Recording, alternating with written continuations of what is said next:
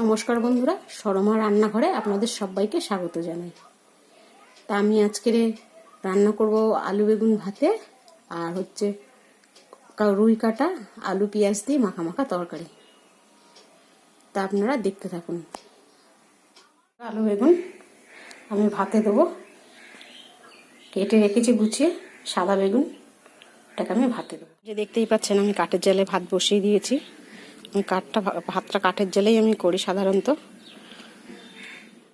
এই যে বন্ধুরা দেখতে পাচ্ছেন রুই কাটা 5 পিস আছে মাছ লেজা দিয়ে, আর মাছের একটু ডিম আছে। আমি এবার মাছটাকে নুন হলুদ মাখিয়ে নেব।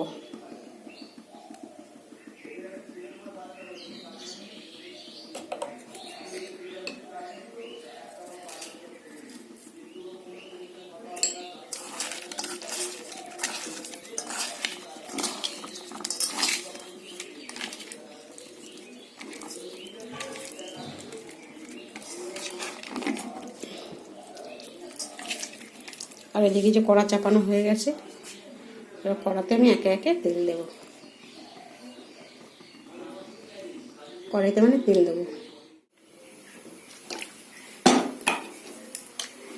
এই যে বন্ধুরা কড়াইতে তেল দিচ্ছি, সর্ষের তেলে মাছটা রান্না করব।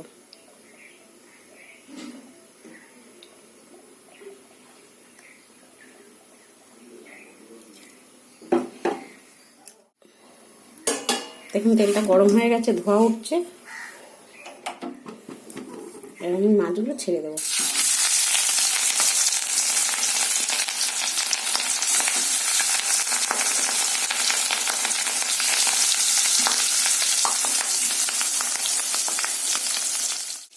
দেখতে পাচ্ছেন বন্ধুরা মাছটা আমি একটু উল্টে নিচ্ছি।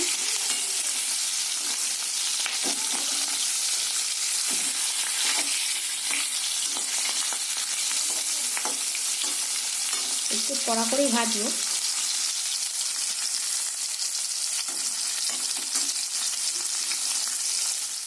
বন্ধুরা মাছগুলো আমার ভাজা হয়ে গেছে, লাল করে ভেজে নিয়েছি। এবার মাছগুলোকে আমি তুলে নেব।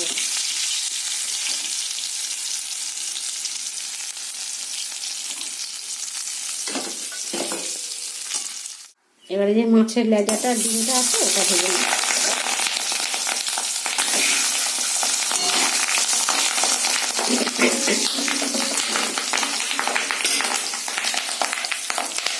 আবার ডিমটা এই যে বন্ধুরা দেখতে পাচ্ছেন জিরে ধনে 2 কাঁচা লঙ্কা আদা, এই মশলাটা আমি এবার মাছের জন্য বেটে নেব।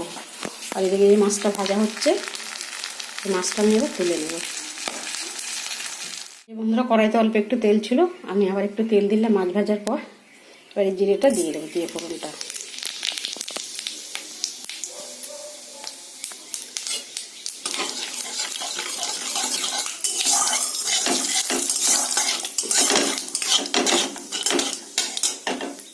পেঁয়াজটা ভাজা হচ্ছে আর আমি এদিকে মশলাটা বেটে নিচ্ছি।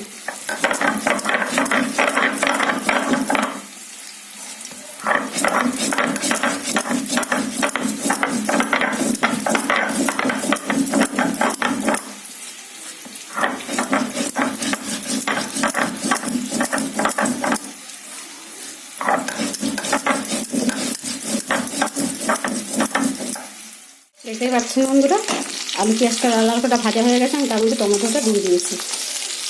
টমেটোটা দিয়ে একটু নাড়াচাড়া করবো। আর এখানে আমার মশলা বাটাটা হয়ে গেছে, জিরে ধনে আদা আর কাঁচা লঙ্কা। এই মশলাটা আমি তুলে আবার কড়াতে দিয়ে কষবো।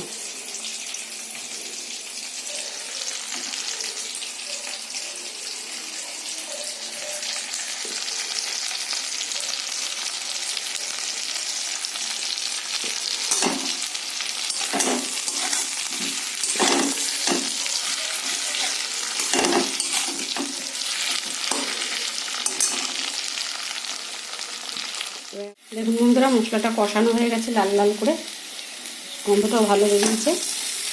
এবার আমি এতে জল দিয়ে দেবো। আমি যদি কোনো গুঁড়ো লঙ্কার ব্যবহার করি, টমেটোটার জন্য লাল হয়েছে, টমেটোটা দিয়েছি তার জন্য লালটা হয়েছে। এটা তো মশলা ধোয়া মানে শিল ধোয়া জলটা দিলাম মশলা বেটে, তারপরে যে শিলটা ধুয়ে নিই। ব্যাস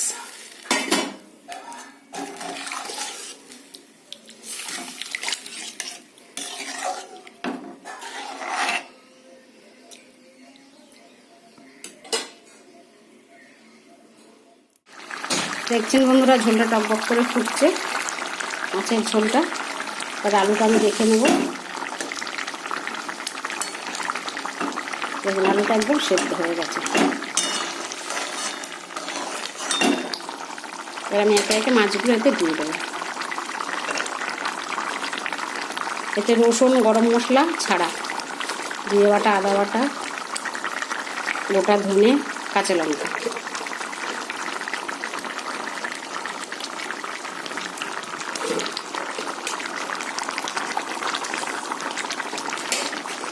একটু ধনে পাতা দিলে ভালো হতো মাছের ঝোলটা, কিন্তু ধনে পাতা যেহেতু নেই।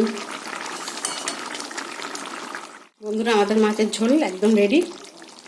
এবারে মাছের ঝোলটা ঢেলে নেব।